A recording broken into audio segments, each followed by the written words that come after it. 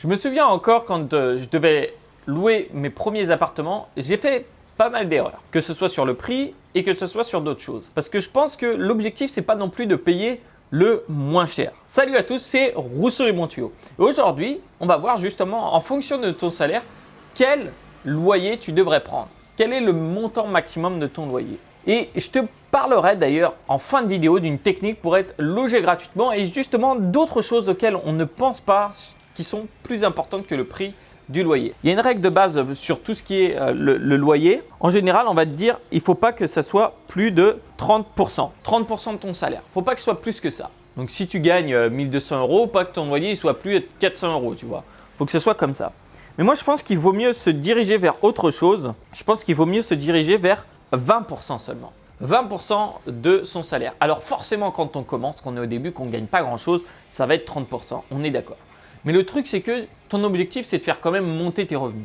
Donc une fois que tu as eu des augmentations, tu as négocié des augmentations, le grand piège, c'est de se dire, bah vas-y, je me fais plaisir, je vais me prendre un plus grand appart, je vais me prendre un truc plus cher.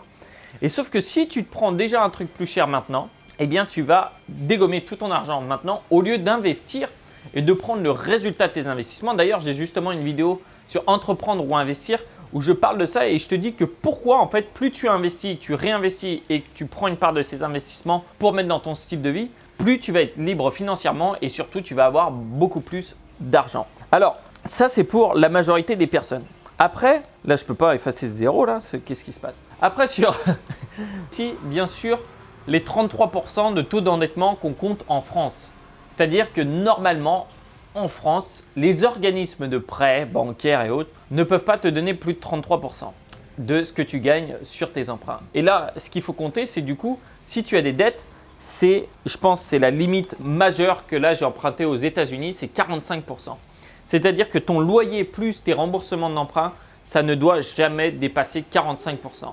Donc si c'est le cas, les emprunts, ça va être dur de travailler dessus, donc il va falloir travailler sur le loyer pour se débrouiller, eh bien, comment le diminuer. Alors justement, avant de comment bien choisir son appartement. Déjà, je vais rendre ça à Antonin. Ça va être le premier truc. La deuxième chose, ça va être de penser à dégommer le bouton pouce bleu. Donc là, il y a le petit bouton des pouces en bas et on le dégomme, on le dégomme, on le dégomme.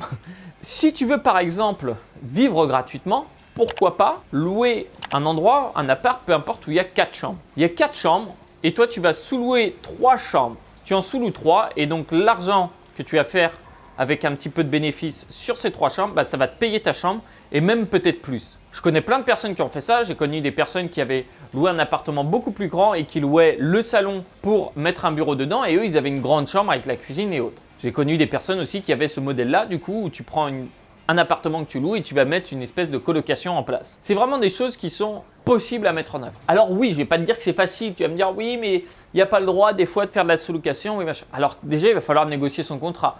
Déjà, ce n'est pas toujours le cas. On se dit toujours qu'on n'aura pas le droit de faire n'importe ci ou ça sans avoir même demandé ou sans avoir essayé de négocier. Et bien sûr, il va falloir trouver des locataires et après s'assurer que ces locataires vont bien nous payer en temps et en heure. Donc oui, il y a une petite part de risque, mais c'est quelque chose d'important. Mais maintenant, comment bien choisir son appartement? Moi, j'ai fait l'erreur au début, à chaque fois, je cherchais toujours au moins cher, au moins cher, au moins cher. Alors c'est bien, ça m'a permis de faire des économies. Mais le truc, c'est que dans la vie, il ne faut pas non plus chercher juste à faire des économies d'argent. Il faut surtout chercher à améliorer sa qualité de vie. Alors comment améliorer sa qualité de vie? Par exemple, tu vois, déjà, choisir un appartement qui va être près des lieux où on veut aller. Si on est quelqu'un qui est assez social et autres, qu'on a besoin, plutôt sociable, on va dire qui a besoin d'aller voir du monde, qui a besoin d'aller dans des cafés, qui aime ça, qui aime aller au parc, eh bien on va choisir un appartement qui va être plus proche du centre. Alors forcément, la taille de l'appartement sera plus petite, mais au moins on sera proche des endroits qui sont importants pour nous. Parce qu'il n'y a rien de pire, je pense, que d'habiter loin des choses qu'on aime faire. Il y a des personnes, par exemple, qui vont habiter en banlieue alors qu'elles aiment bien aller en ville. Et donc, du coup, à chaque fois, elles vont avoir cette frustration. Et il y a des personnes qui vont vouloir de plus grands espaces et dans ces cas-là, qui n'aiment pas la ville, et dans ces cas-là, au mieux s'éloigner de la banlieue. Mais il faut penser aussi, par exemple, tu vois, tout ce qu'il y a autour, les salles de sport, les cinémas, ça va être vraiment penser en fonction de soi. Qu'est-ce qu'on aime faire et choisir son appartement près de ces lieux-là. Alors, il y a toujours aussi un facteur qui est important, qu'il faut rentrer, tu vois, quand même le choix de l'appartement, c'est assez difficile pour certaines personnes. Il y a aussi la proximité du travail. Il ne faut pas être trop loin de son travail parce que sinon, tous les matins, ça va être la galère. Si tu dois te taper 1 heure de transport ou autre, tu vas juste en avoir marre et tu perds 2 heures de ta journée quand même. Donc, essayer de choisir proche de son travail, mais aussi proche des lieux de vie importants. Et ça, c'est comme ça qu'il va falloir agir. Et le dernier piège à éviter, c'est que en fait, quand ton salaire augmente, il ne faut pas que ton loyer augmente. Il faut que tes investissements augmentent et juste tu peux prendre une petite partie.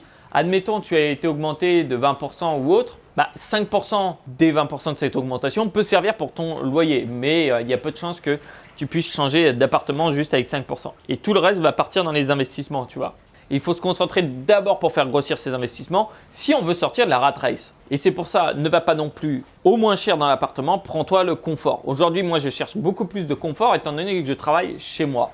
Je travaille chez moi, j'enregistre les vidéos chez moi. Donc, je vais essayer de prendre des appartements qui sont assez bien décorés. Je vais essayer de prendre des appartements qui me permettent de travailler dans un beau cadre. Et en général, vu que j'habite dans des pays qui sont beaucoup moins chers, mon loyer va rester quand même pas cher. Même si je vais me prendre des beaux trucs. Et c'est pour ça qu'il faut rester concentré sur réfléchir avant quel est mon besoin. En tout cas, j'espère que tu as aimé cette vidéo. De toute façon, si c'est le cas, tu peux mettre un petit pouce bleu. Et surtout, n'oublie pas avant, si tu veux aller plus loin là-dedans, dans la gestion de tes finances personnelles et surtout tout automatiser ça, que ça te prenne moins de 5 minutes par mois et que tu maximises tes investissements, que ça te permette de dépenser plus, qui va te faire gagner plus d'argent et qu'en plus de ça, tu vas investir, j'ai un atelier juste en dessous, il n'y a même pas besoin de donner l'email, tu as juste à cliquer, tu verras directement, tu auras accès à la vidéo. Écoute, moi je te retrouve directement de l'autre côté, tu as juste à cliquer sur le lien en dessous. Bien sûr, si tu veux prendre soin de ton argent, n'oublie pas de t'abonner. C'était Rousseau et je te dis à tout de suite. Ciao.